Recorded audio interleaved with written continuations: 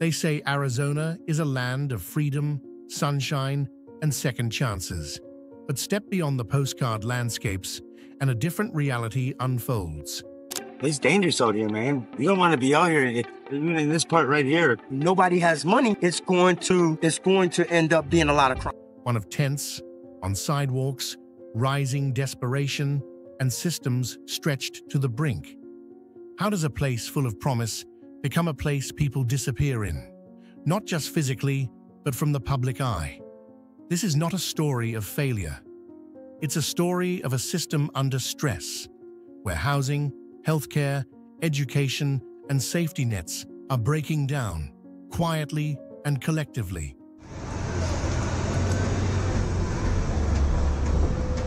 In this deep dive, we're not looking for blame. We're looking for understanding. What's happening in Arizona may be a mirror, reflecting back hard questions we all need to ask. Number 1. The homelessness crisis exposed. In recent years, Arizona has witnessed a dramatic transformation in its public spaces. Once vibrant city streets in Phoenix, Tucson, Flagstaff, and Yuma are now lined with rows of tents, a visible marker of a deeper issue. Public parks, previously filled with joggers and families, now share space with makeshift shelters. According to the Arizona Department of Economic Security, over 14,000 people were recorded as experiencing homelessness in early 2025, the highest number in the state's history. This figure only reflects the visible side of the crisis: a growing number of invisible homeless, families sleeping in their cars, teenagers bouncing between friends' homes, and elderly individuals living in low-cost motels are not counted in official statistics. The issue is no longer isolated to city centers. Suburbs like Mesa and rural counties across northern Arizona have reported sharp increases in individuals without stable housing. This isn't just about poverty, it reflects the failures of a system unable to meet the needs of its most vulnerable residents. From the rising cost of rent to a shortage of affordable housing, the fabric that once supported low-income Arizonans is unraveling. These communities are quietly slipping through the cracks, even in a state long perceived as full of opportunity. What's most concerning isn't just how many are on the streets. It's how normal this crisis has become in daily life. The tents, the cars turned into homes, the families hidden in shadows. They tell a story not of laziness, but of a safety net no longer holding. Arizona's homeless crisis isn't sudden.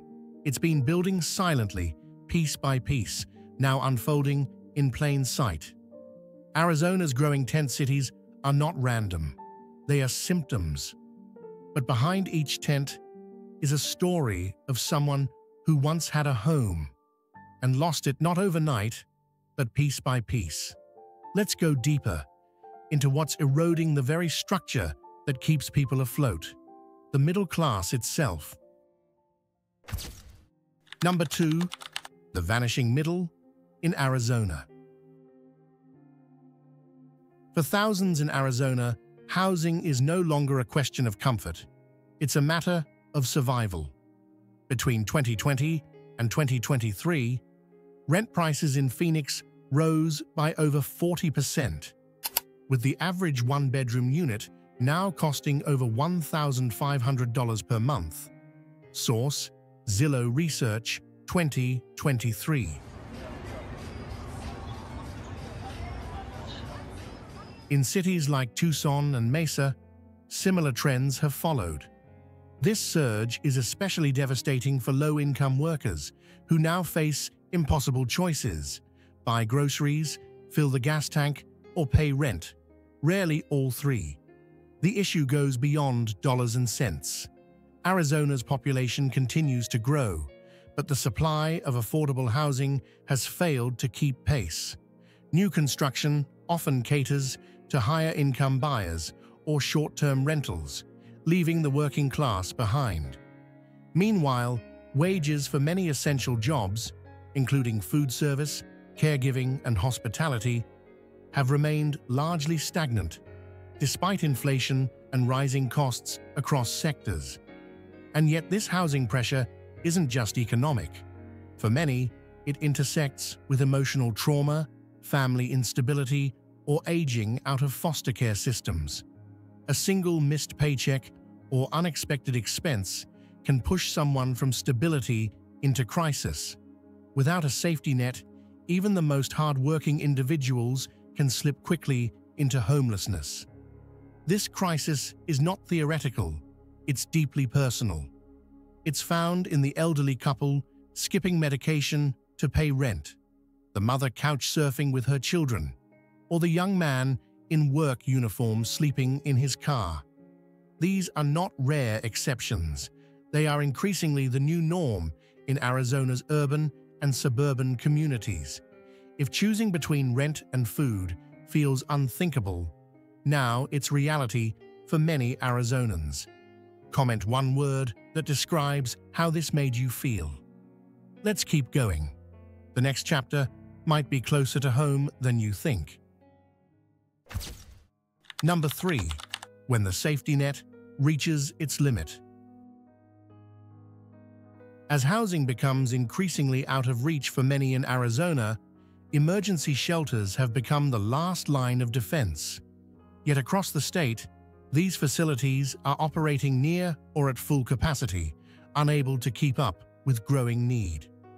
According to the Arizona Housing Coalition's 2024 annual report, most urban shelters report waitlists that stretch for weeks or even months. Transitional housing programs, meant to provide medium-term solutions, are limited in number and often unavailable. Many unhoused individuals describe a discouraging cycle. Apply for a bed, wait weeks, and in the meantime, survive night by night. For those living outdoors, the uncertainty is both physical and emotional. A former shelter resident in Phoenix shared, "They told me to get on the list, but it might take 2 months. I don't have 2 months. I don't even have 2 nights." This pressure is not limited to major cities. Shelters in smaller towns like Prescott and Yuma are also seeing an uptick in demand, even without the infrastructure to support it. Outreach teams are doing their best, but staffing shortages and funding limitations make long-term assistance difficult. Additionally, many case managers are overwhelmed, with some handling over 100 active cases at a time. Source: Arizona Behavioral Health Report, 2023. This makes it difficult to provide personalized follow-up or connect people with permanent housing programs.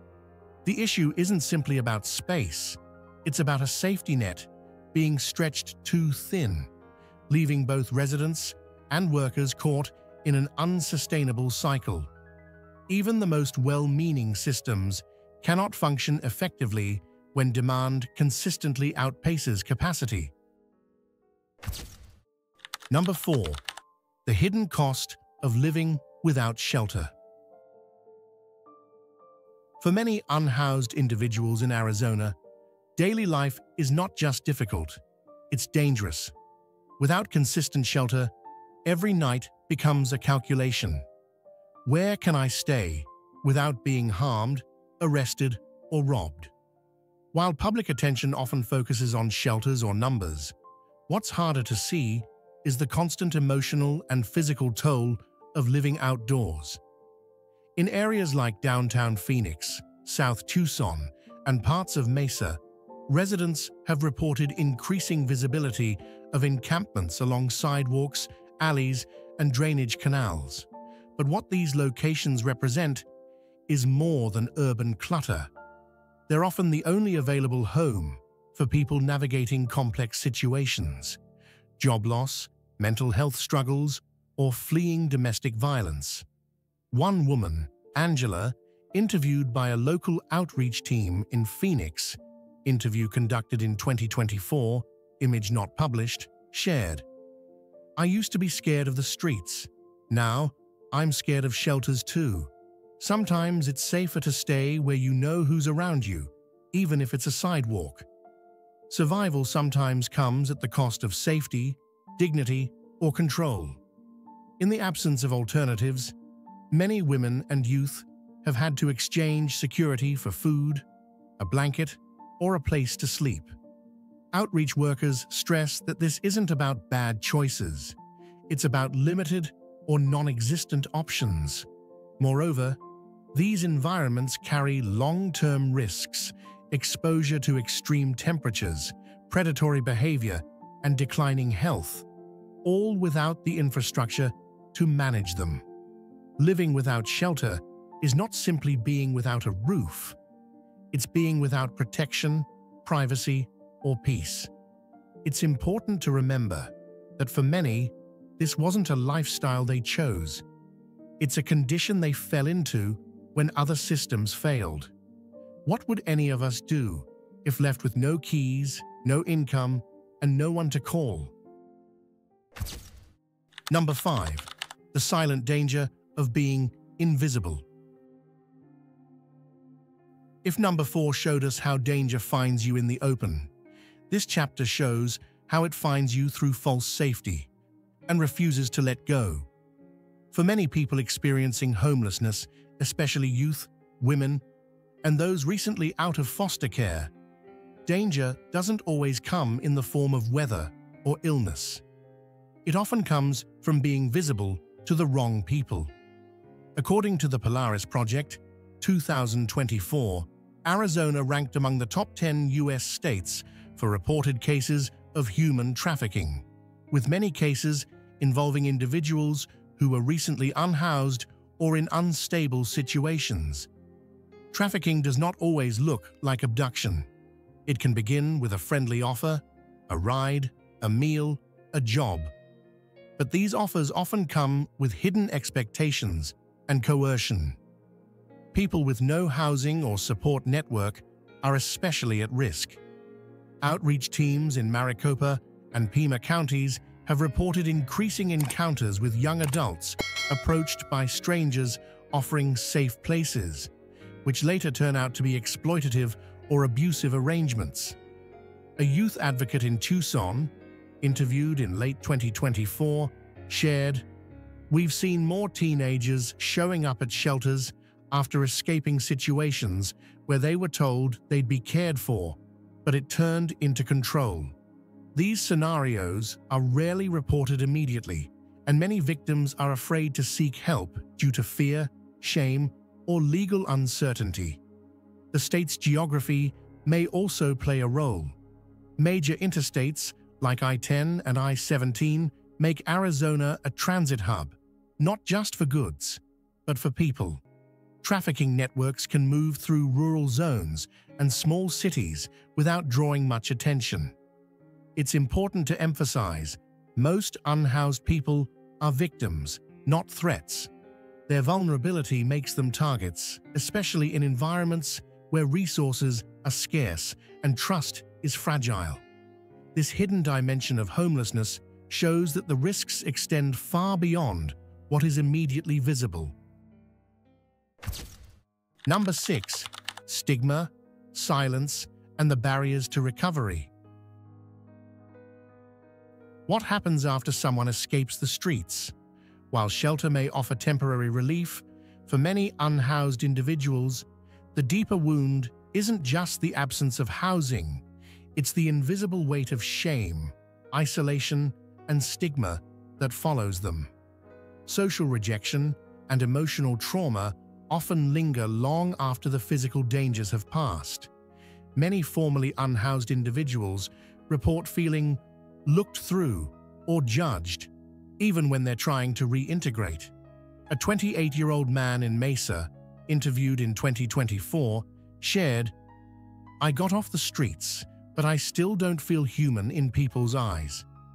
The mental health impact of homelessness is frequently overlooked.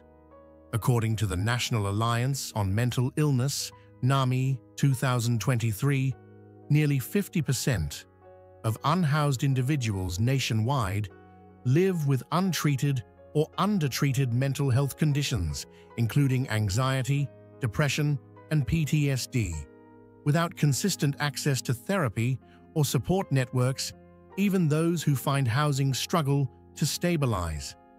In Arizona, behavioral health services are stretched thin.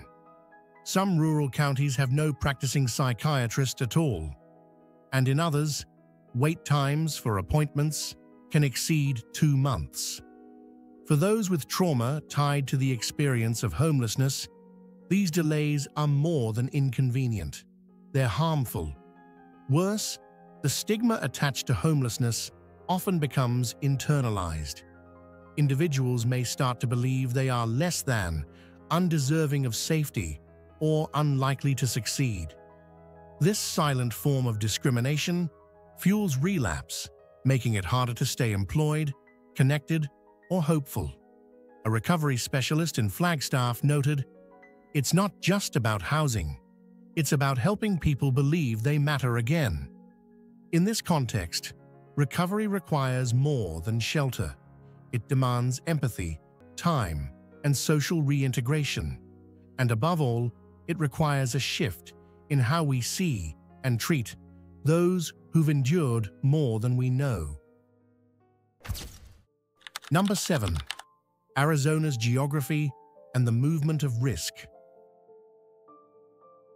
Unlike many other states, the geography of Arizona quietly shapes how vulnerability moves, both for those seeking help and those looking to exploit it.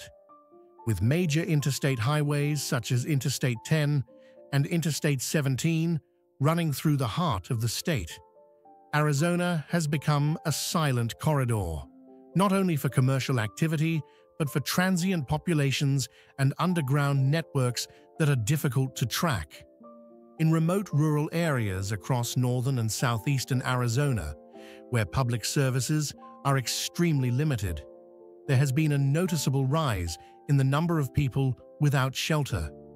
Many of these individuals travel long distances, sometimes across county lines, just to reach basic resources: a food bank, a cooling center, or a place to rest. These journeys often put added pressure on small towns that were never built to handle such demand. At the same time, these very highways, meant to connect communities, have also made it easier for exploitative activity to spread. According to law enforcement and advocacy groups, there is growing concern about organized exploitation networks, especially those targeting runaway teenagers, women escaping unsafe households, and young adults who have recently aged out of foster care. These individuals are often approached with promises of safety, food, or employment, but instead find themselves caught in exploitative situations they can't easily escape. A report from the year 2024, published by the Arizona Department of Public Safety, confirmed that multiple trafficking operations were interrupted along major highways near the city of Phoenix and in regions close to the state border. The findings emphasize that being located near transit routes significantly increases the risk of exploitation, especially in areas with little oversight or protection. But it's important to remember, geography itself is not the enemy. The issue lies in the lack of strong, well-resourced support systems that should balance mobility with protection. When those systems fail to show up, the landscape quietly becomes a silent accomplice. These hidden highways aren't just moving people, they're moving risks. It's not about the road, it's about what follows it. Comment: mobility versus safety. If this makes you rethink what protection really means, we're just getting deeper. Don't miss what unfolds next. Number 8. Public spaces and community tension. When safety disappears from the highway, it eventually disappears from the sidewalk too. What happens when places meant for rest, like parks and libraries, become places of quiet tension. It's not just the absence of danger, it's the presence of trust. But in parts of Arizona, especially central Phoenix, Tempe, and Mesa, that trust is fraying. Residents have shared that they no longer walk alone after dark, not because of direct threats, but because of what they don't know. As visible homelessness grows, so does emotional unease. A mother in Tempe recently said, "It's not about being scared of people, it's about not knowing what anyone is going through. One wrong moment, and it can spiral." According to the Arizona Criminal Justice Commission's report, 2024, neighborhoods with increasing unsheltered populations saw up to 40% more public disturbance calls than those with stable housing. But it's crucial to clarify, most unhoused individuals are not dangerous. In fact, they are the ones most often unsafe. Why does this tension exist? Because community systems weren't built for this scale of need. When parks, libraries, or sidewalks become default shelters, spaces of rest turn into spaces of strain.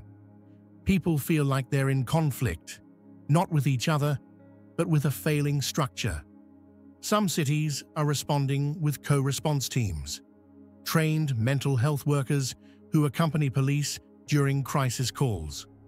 Cities like Tucson and Mesa have launched pilot programs to de-escalate tensions before they erupt. Early results show promise, but coverage is still limited. Let's ask ourselves, what does shared safety really look like? It's not about removing people, it's about removing the fear and building systems of care that include everyone. Number 9. Synthetic drugs and an unprepared health system. It doesn't take a storm to break a community. Sometimes, all it takes is silence. In Arizona, that silence hides a crisis. The spread of synthetic drug use, especially among unhoused or housing-insecure individuals. According to the Arizona Department of Health Services, in 2023, the state recorded more than 1,800 opioid-related deaths, averaging more than 5 people per day. Most of these fatalities involve synthetic opioids like fentanyl, which are often mixed into street-distributed drugs. People without stable shelter are among the hardest hit, facing both a lack of support and the increasing presence of dangerously potent substances.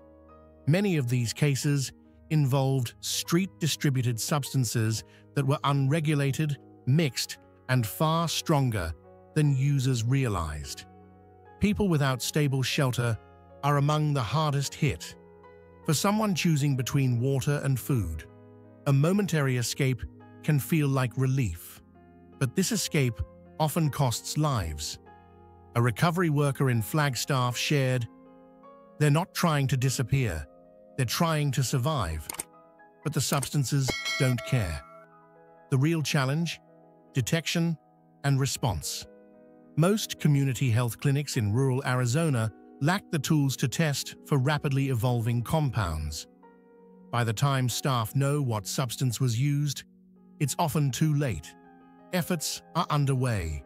Cities like Mesa and Tucson are expanding treatment capacity, but waitlists for recovery centers can run for weeks or months. In rural zones, access can require hours of travel, something unaffordable to most.